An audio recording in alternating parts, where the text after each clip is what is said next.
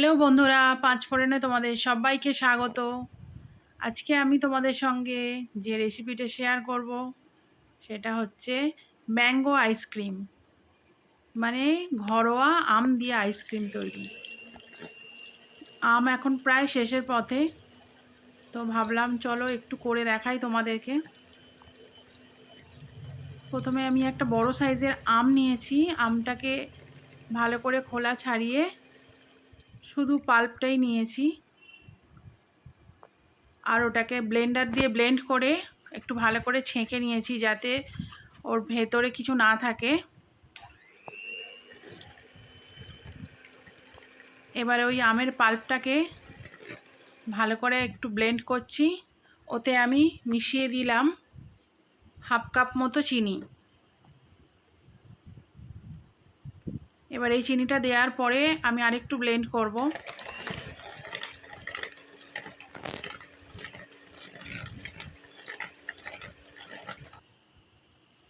এবার আমি ওতে হাফ কাপ মতো গুঁড়ো দুধ দিচ্ছি। গুঁড়ো দুধটা দিয়ে আমি ভালো করে আরেকটু ব্লেন্ড করে নেব। অ্যাকচুয়ালি গুঁড়ো দুধটা আমি অনেকক্ষণ বার করে রেখেছিলাম বলে একটু ডেলাও হয়ে গেছে হাওয়াতে।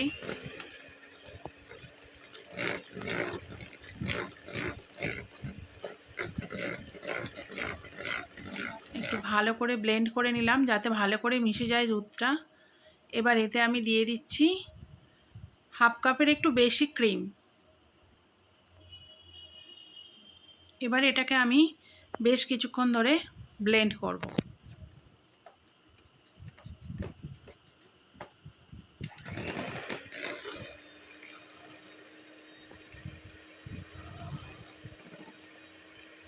এটা একদম পিওর আমের আইসক্রিম হচ্ছে।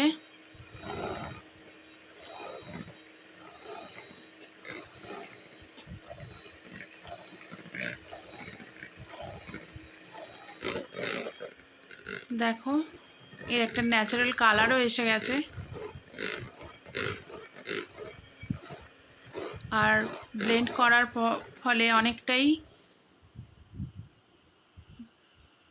ফুলেও গেছে।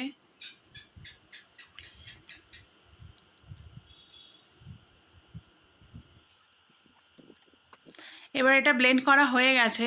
আমি এটাকে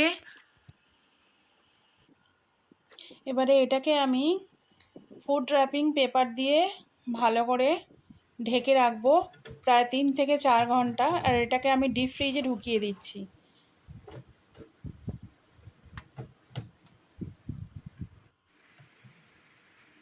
প্রায় 4 ঘন্টা হয়ে গেছে। এটাকে আমি বার করছি ডিপ ফ্রিজ থেকে। এবারে এটাকে আমি আরেকটু ভালো করে ব্লেন্ড করব। দেখুন, এটা বসেছে কিন্তু একটু সামান্য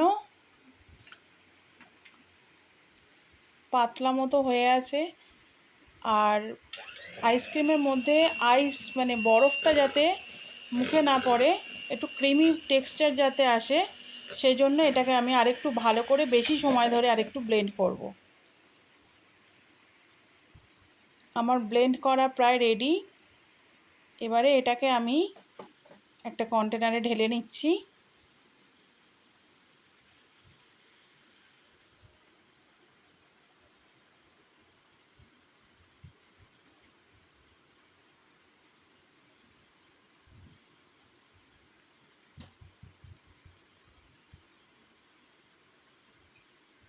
কন্টেনারটাতে আমি ভালো করে ঢেলে নিলাম।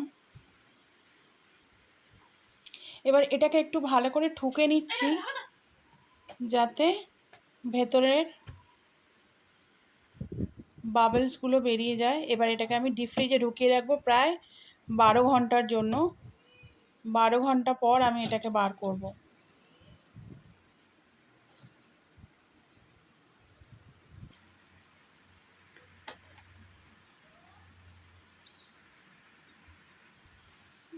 দেখো বন্ধুরা, আমি এটাকে ডিপ ফ্রিজ থেকে বার করেছি, আর আমাদের আইসক্রিমটা খুব সুন্দরভাবে তৈরি হয়ে গেছে। এবার এই আইসক্রিমটা আমি স্কুপের মতো করে চামচ দিয়ে তুলে একটা বাটিতে রাখছি। দেখো, কালারটাও ভীষণ সুন্দর এসছে, আর উঠছেও খুব সুন্দরভাবে।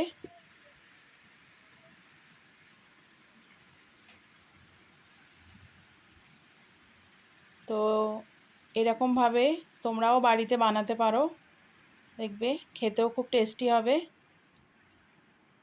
যদি ভিডিওটা ভালো লেগে থাকে তাহলে প্লিজ ভিডিওটাকে লাইক করে দিও আর চ্যানেলটা সাবস্ক্রাইব করে দিও।